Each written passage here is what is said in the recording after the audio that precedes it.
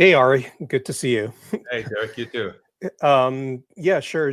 So just for the audience, so what I do is I'm an enterprise account manager. So I'm selling enterprise software to that provides environmental health and safety to enterprise organizations. And Okay, I have two questions. One is I wanted to test a bit of a problem statement sure. that I've been out there, and then the second is how would this problem statement apply to more C-level executives like Yeah. COOs, CTOs? How would that change? So just to give you a bit of a context, so what the software does is, I'm going to read it off a bit. So it just aims to ensure the safety and efficiency of high-risk work processes by managing work permits, risk assessment, and safety protocols to prevent incidents and maintain compliance with regulatory requirements. So I'm typically dealing Wow. with, That's a yeah, that's a I know lot of work.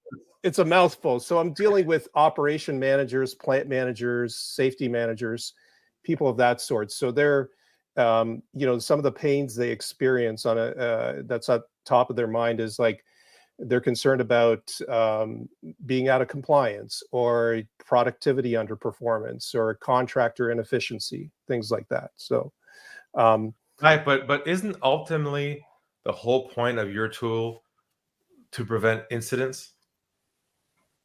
it is, but it's also to increase efficiency in their plants. Yeah, but That's what does that even mean? well, like for example, if their machinery goes down, that's costing them hundreds of thousands of millions of dollars. So Oh, so it's not just personal health and safety, it's actually the operations and machinery as well? that's right, Oh, exactly. I see. Yeah, So it's operational software that keeps things streamlined in addition to personal safety as well? that's right, exactly. Got it. Yes. Okay. So my problem statement that I've been using is I would say I'm just giving you a call to see if you'd be open to some different ideas on production losses that are causing unknown financial costs. That's a pretty that's also a mouthful too. Yeah. Um, What would be a common incident or problem that would occur from their perspective that frustrates them the most, would you say, in their role? I mean, um, how are they being measured? they're being measured on production output in the factory. So like I said, if the machinery goes down, they have to bring a contractor on site to try Right. to fix the machine. And that they're measured on KPIs on output. You know how much All right. product they So can get. so my hunch is that downtime is probably a key word for them. Right. Would you say? Yes. Yes. All right. What else? I'm trying to find the languaging here.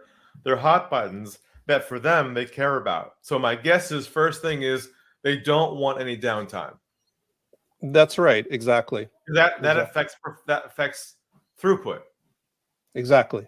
Yes. Okay, I'm trying to triangulate the right languaging here to really speak as if you work in their office with them, Right. not Right. as the outside reading benefits from a brochure about what you do.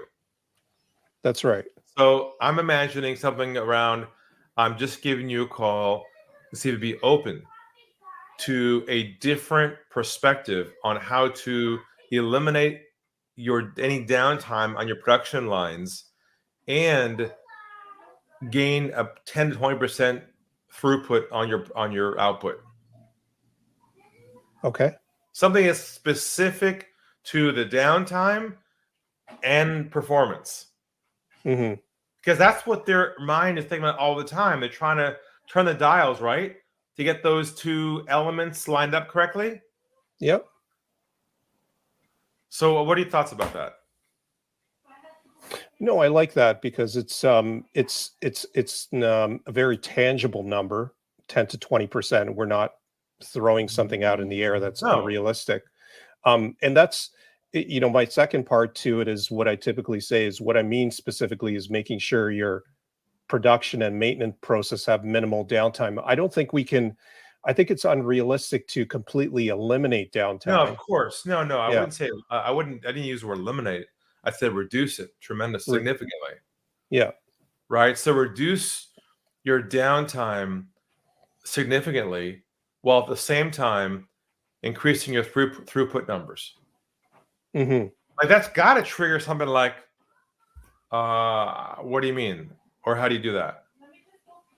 For sure. Absolutely. Right.